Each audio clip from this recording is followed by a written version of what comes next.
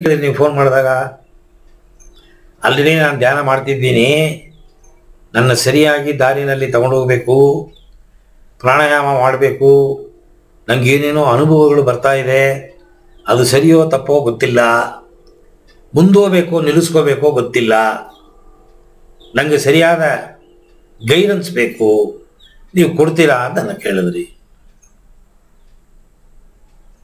So ಗೈಡನ್ನು ಕಂಡುಹಿಡಿದ್ಬಿಟ್ರಿ.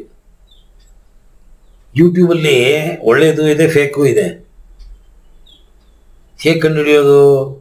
ಏನು ಮುಖ ನೋಡಿ, ಮುಖದಲ್ಲಿ ಬ್ರ್ಯಾಂಡ್ ಹೊಡೆದಿದೆಯಾ, ಈ ಅಪ್ಪ ಫೇಕು.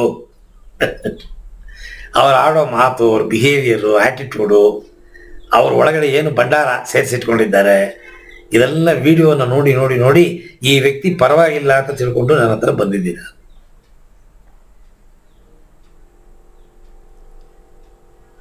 ರಾಜಯೋಗ, ನೀವು ಕೇಳಿದ ಪ್ರಾಣಾಯಾಮ ಮತ್ತು ಧ್ಯಾನ, ಇದು ರಾಜಯೋಗದಲ್ಲಿ ಇದೆ, ರಾಜಯೋಗದಲ್ಲೂ ಇದೆ. ಅಂದರೆ ಇನ್ಯಾವುದು ಯೋಗ ಇದೆ? ಸ್ವರ ಯೋಗ, ವಾಸಿ ಯೋಗ, ಕುಂಡಲಿನಿ ಕ್ರಿಯಾ ಯೋಗ,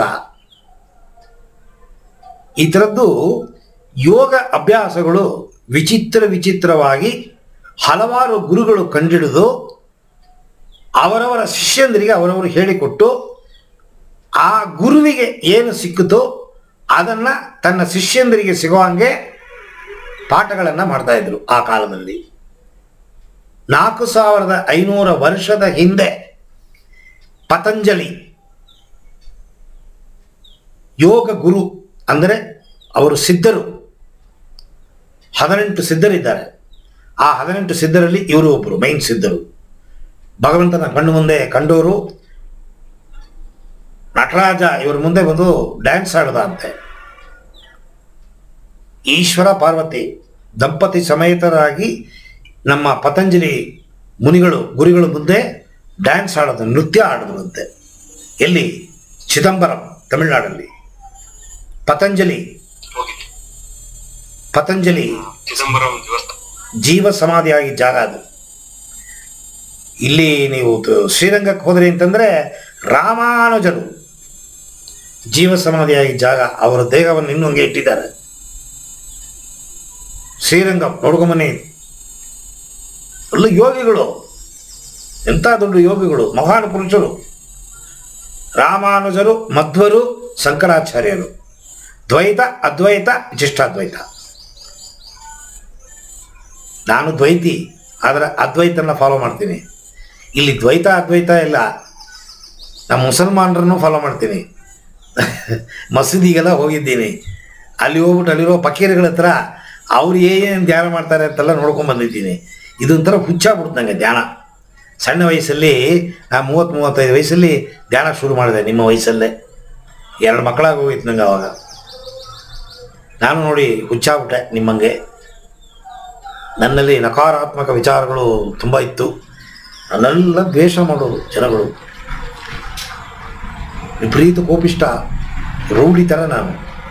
ನನ್ನ ಬಾಯಿ ಮಾತಾಡ್ತಿರ್ಲಿಲ್ಲ, ಕೈ ಮಾತಾಡೋದು. ನನ್ನ ಬದಲಾವಣೆ ಮಾಡ್ಕೊಳ್ಳೋಕ್ಕೆ ನಂಗೆ ಆಗಲಿಲ್ಲ. ನಂಗೆ ಚೆನ್ನಾಗಿ ಗೊತ್ತು ನಾನು ಸರಿ ಇಲ್ಲ ಅಂತ. ನನ್ನ ಹೆಂಡ್ತಿನ ದ್ವೇಷ ಮಾಡೋಳು, ಮಕ್ಕಳು ದ್ವೇಷ ಮಾಡೋರು, ನನ್ನ ಜೊತೆ ಕೆಲಸ ಮಾಡೋರು ಯಾರಿಗೂ ನನ್ನ ಕಂಡ್ರೆ ಇಷ್ಟ ಇಲ್ಲ. ತುಂಬ ಅರಗೆಂಟು. ಎಲ್ಲಿ ಹೋಗಿ ಯಾರ ಹತ್ರ ಏನು ಕೇಳಿದ್ರು ಇದು ಕೆಟ್ಟ, ಗುಳಿಗೆ ಇಲ್ಲ, ಟಾನಿಕ್ ಇಲ್ಲ, ಏನೂ ಇಲ್ಲ. ಹೀಗೆ ಯಾರೋ ಒಬ್ಬರು ನಿಮ್ಮ ಥರದವರು ಯೋಗಾಭ್ಯಾಸ ಅಂತಿದೆ, ಹೋಗಿ ಕಲಿಯಪ್ಪ ಹೋಗು, ತಾನಾಗ ಕೋಪ ಕಮ್ಮಿ ಆಗುತ್ತೆ ಅಂದರು. ಆಮೇಲೆ ಯೋಗ ಅಂದರೆ ಏನು ಅಂತಲೇ ಗೊತ್ತಿಲ್ಲ ನನಗೆ. ಈ ರೇಖಿ ಅಂತ ಏನೋ ಒಂದು ಬಂತು ಆವಾಗ ನಮ್ಮ ಟೈಮಲ್ಲಿ. ನನ್ನ ಚಿಕ್ಕ ವಯಸ್ಸಲ್ಲಿ ರೇಖಿ ತುಂಬ ಪ್ರಸಿದ್ಧ. ಅದು ಹೇಳ್ಕೊಡೋ ಹತ್ರ ರೇಖಿ ಕಲಿತೆ. ಅದು ನಮ್ಮ ಮನೆ ನಿಮ್ಮ ಮುಂದೆ ಕೂರಿಸಿಟ್ಟಿದೆ ರೇಖಿ. ನನ್ನ ಮೊದಲನೇ ಮೆಟ್ಲೆ ಆಧ್ಯಾತ್ಮದ ರೇಖಿ. ಅಲ್ಲಿಂದ ನಿಧಾನಕ್ಕೆ ಮುಟ್ಟಿ ಈ ಮುಂದೆ ಕೂತಿದ್ದೀನಿ, ನಿಮ್ಮ ಮುಂದೆ ಪಾಠ ಹೇಳ್ಕೊಡೋಟ್ಟು ಭಗವಂತ ಮಾಡಿದ್ದಾನೆ. ನಾನು ಏನೋ ಹೇಳಕ್ಕೆ ಬಂದೆ, ನಾನು ಎಲ್ಲೆಲ್ಲೋ ಹೊಟ್ಟೋದೆ. ಈ ಸೈಡ್ ಸ್ಟೋರಿಗಳೇ ಸ್ವಲ್ಪ ಜಾಸ್ತಿ ನಮ್ಮದು.